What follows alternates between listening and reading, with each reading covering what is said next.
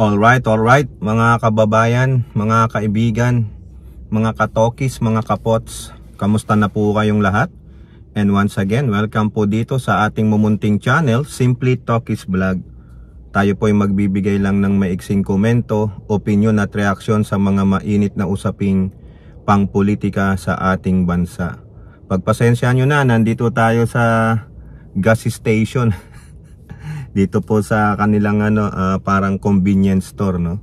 May lakad na naman tayo. Pupunta na naman tayo dito sa cattle call, no. Event po ito sa school ngayon. So kailangan nating suportahan, pero maaga pa masyado, so napaaga ako.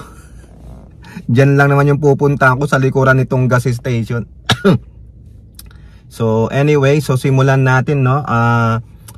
Ito po si Baguio Mayor Benji Magalong. Akala ko ba nag-resign na ito sa ICI? Bakit kahapon sa ating bansang Pilipinas, nakita ko po, no, mga larawan na kung saan nasa Davao Matina, no, Davao City Matina sila sa grabahan diyan, yung graba na riverbank. In-inspect nila yung isang flood control diyan, lalo na yung rock netting. Abay, nandun si Magalong. So, kasama pa pala siya dyan sa ICI. So, akala ko ba hindi na siya makikialam dyan? Nag-resign ka, no? Dahil nasaktan ka sa sinabi ni Yusek Castro na nakikialam si Yusek Castro sa posisyon mo, sa trabaho mo, nagbalat sibuyas ka, pero kasama ka pa pala, no? Kumbaga, ano ka pala, tampururot, pero nandun pa rin yung ano mo, yung desire mo na mag-imbestiga, no? So ano naman ang karapatan mo para mag-imbestiga diyan? Unang-una, resign ka na. No, dapat doon ka na lang sa bayan mo, no, sa Baguio City. So ibig sabihin, jurisdiction mo rin 'yan.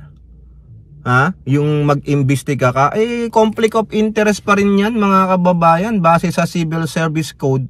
Bawal yan, mayor ka tapos investigador ka, parte ka ng isang panel, bawal pa rin yun, no?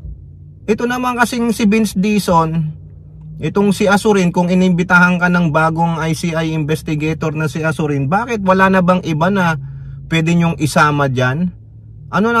Engineer ba si Magalong bago siya naging mayor? Diba alam ko PMP CIDG chief yan investigador, pero iba naman yung investigador nila sa krimen. Yan, ano bang krimen?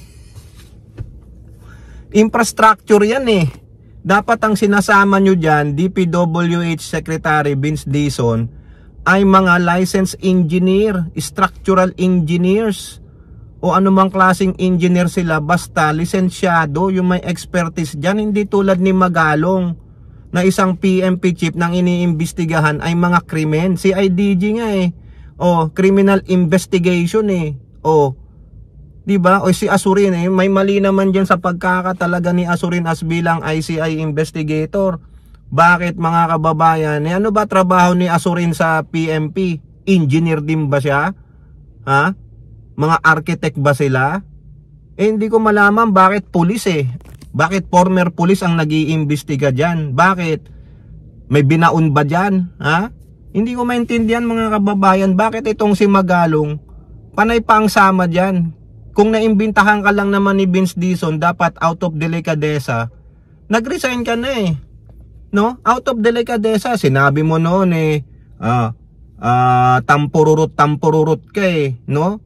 Nakikialam, dinidiktahan, meron kang nasalig na damdamin, kung ano-anong pinagsasabi mong masasakit na salita, tapos inimbitahan ka, sama-sama ka.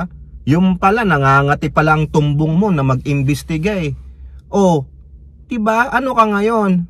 Di kinain mo, suka mo. Sinuka mo, nilamon mo pabalik. Kakaya ka naman. Kapal ng mukha nitong si Magalong Sana kung talagang ayaw mo, nag-resign ka, out of delicadeza, wag na po. Wag may masabi na naman tong mga netizen na to. Sasabihin, ako double-minded person ako Diba? Gusto mo palang mag-imbestiga sa flood control, bakit ka nag-resign bilang ICI investigator? Wala naman nagpapa-resign sa'yo. Di ba?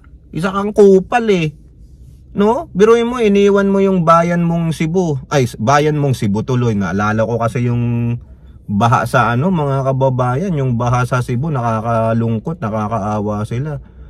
No? Iniwan mo yung bayan mong Baguio City. No? Imbis na magpaka-mayor ka sa Baguio City, asikasuhin mo ang problema sa Baguio City, ang inaasikaso mo, problema ng ibang syudad eh. No? Ang punto natin dito, Magalong nag-resign ka na. Sabi mo may nasalig kang damdamin kaya pinakikialaman ka, no? Kung ano-anong sinasabi sa'yo. Dapat out of delicadeza, panindigan mo ng pagka-resign mo diyan bilang ICI investigator. Maski na sino pang mag-imbita sa'yo, maski na pa ang presidente. Sabi mo, presidente, ala po, ako, man of honor po ako eh. Ako po ay may paninindigan. Ayaw ko na po, nag-resign na po ako. Hindi porket member ka ng Mayor's League for Good Governance, hindi pa rin mga kababayan eh.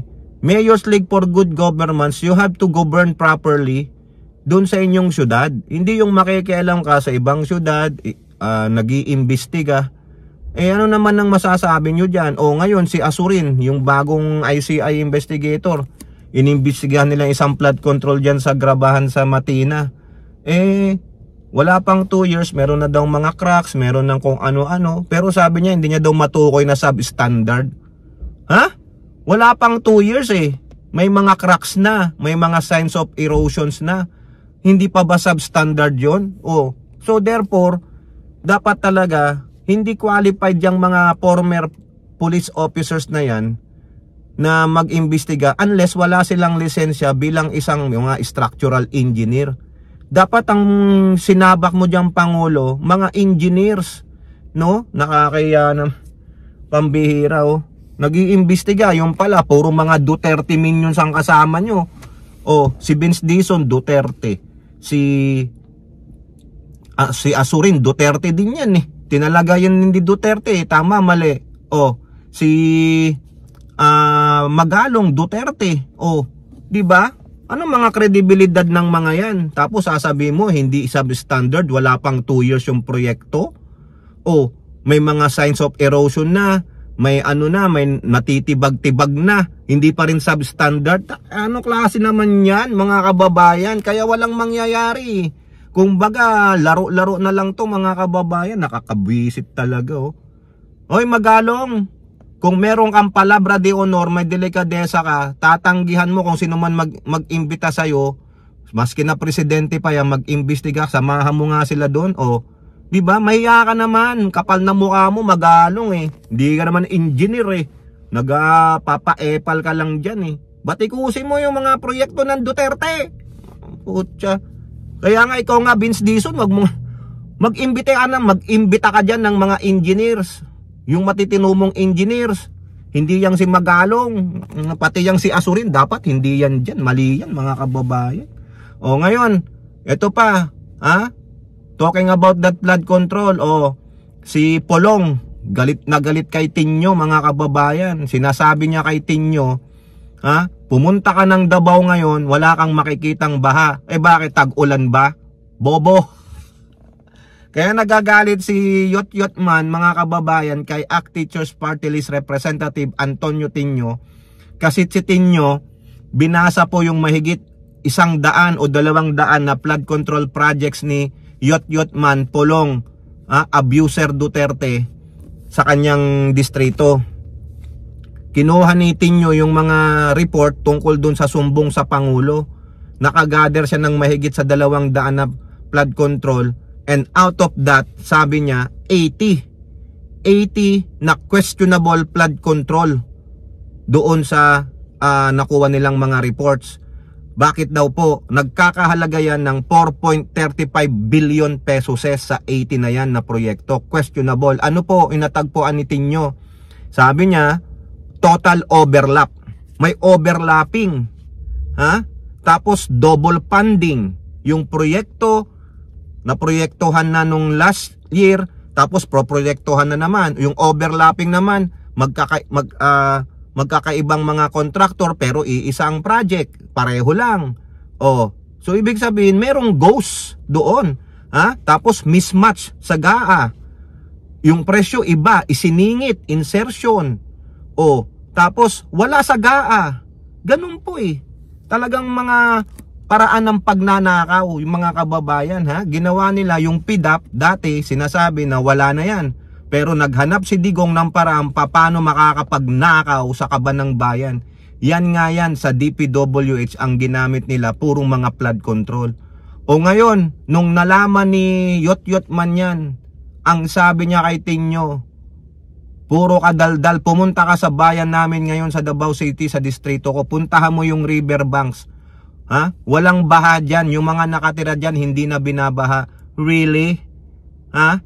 Saka ka ngayon magsasalita kung walang ulan sa Davao City? Saka ka magsasalita kung hindi tag-ulan ngayon dyan sa Davao City? Bakit hindi ka nagsalita nung may mga video evidences na nilalabas dyan sa Davao City, sa palengke nyo pa nga eh? Sa palengke nyo mismo, binabaha. Ha? Ang lakas ng agos. O nga, yung ano lang, monsoon rain lang, binaha. O, bakit mo ngayon papupuntahin si Tinyo diyan na wala namang baha? Siyempre, wala siyang makikitang baha dyan. Bugok.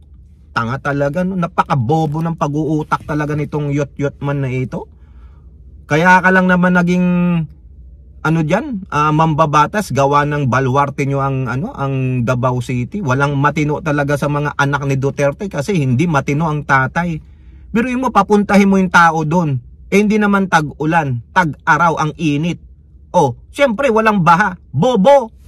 Papuntahin mo siya during tag-ulan o di kaya yung may monsoon rain dyan o tambayan ni Tinyo. Dapat ang sinabi mo kay Tinyo, bakit hindi ka tumira ng Davao City or year round para malaman mo kung meron ngang babaha dyan. O, eh kung bumaha, ano masasabi mo? Kasi sabi mo walang baha sa Davao ngayon eh. Eh kung paano biglang bumaha, o di talo ka. Di ba? Napakabobo ng statement, hindi muna nag-iisip eh. Kaya tama talaga yung sabi nila na when emotions are high, intelligence are low. Isipin mo muna, sabihin mo, tignan mo yung mga flood control ko, tambayan mo yan. Pag umulan, tignan mo kung hindi makokontrol niyan. Ha? Malamang pag bumaha dyan, meaning sobra-sobra ang tubig o wala kang magagawa dun. Ha? Parang yung malalakas na bagyo, si Tinyo, sa sobrang lakas ng bagyo na yan. Si Yolanda, comparison. At yung iba pang mga bagyo na talagang dinala ang buong karagatan sa lupa. Wala ka na magagawa. Flood control, kahit na anong tibay ng flood control mo, pag yung kalikasan nagalit ng husto, dinala yung tubig sa karagatan papuntang lupa, wala kang magagawa dun. Pero yung simpleng ulan lang, tulad ng monsoon, wala namang bagyo, habagat lang, dumilim ang kalangitan, umiyak, eh bigla kang binaha, ay may problema ka. Kung may flood control ka dun sa lugar na yon, eh bakit anong nangyari sa flood control? Ibig sabihin, probably ghost o substandard, gumuhuna. Diba? Ganon sana pulong eh. No, sabi mo kay Tinyo, oh sige, natagpuan mo yan. Ngayon, hamunin kita. Walang ulan ngayon dyan sa bayan namin kasi wala nang tag-ulan. Bibihira ng uulan, no? Hindi mo matimingan yan kasi weather lang. Ang gawin mo, tumira ka ng Davao City yung time na talagang tag-ulan. Ha? Ano yung mga buwan na tag-ulan? Tumira ka ng May hanggang October. Obserbahan mo. Yan, hindi yung pumunta ka ngayon sa Davao, makita mo walang baha. Wala talaga, bobo. Tanga. O yan po mga kababayan, no? Iimbestigahan po. Nais-imbestigahan ng Kamara de Representantes ang flood control projects ni Pulong Duterte. Ha? Kaya pala nagagalit eh. Malamang, pag yan nagkagisahan na, yung sinasabi niyang wala na-audit na ako ng DPWH Region 11. O malay mo, nagkaganunan. O, di ba? Wala rin. Di ba mga kababayan? Malay nyo nga eh, di ba? Sinasabi niya, malinis siya, na-audit na ako, na-aprobahan na yan ng district engineers ng Region 11. Kaya, walang ganon, di ba? O, malay mo nga naman, may ganon eh. O, di ba? Binigyan mo sila ng heart finger. Pero yung heart finger natin gumagalaw mga kababayan. So, yan po, no? Balak pong imbestigahan ang flood control project sa Davao City, no, ng Kamara Representante. Eh sana i-file mo na 'yan. Ha? Mag-file ka na, ha? Ng motion mo. Ha? Tinyo kayong mga makabayang black, ipaharap ninyo si Pulong na absinero. Sayang ang pasahod ng taong bayan, absent lang ng absent, isang bill lang ang naisulat, wala pa. Ina. Sayang talaga mga kababayan, walang kwenta. O kayo po, ano po inyong masasabi? Comment down below and don't forget to like and share. Hope to see you on next videos. Bye bye, God bless.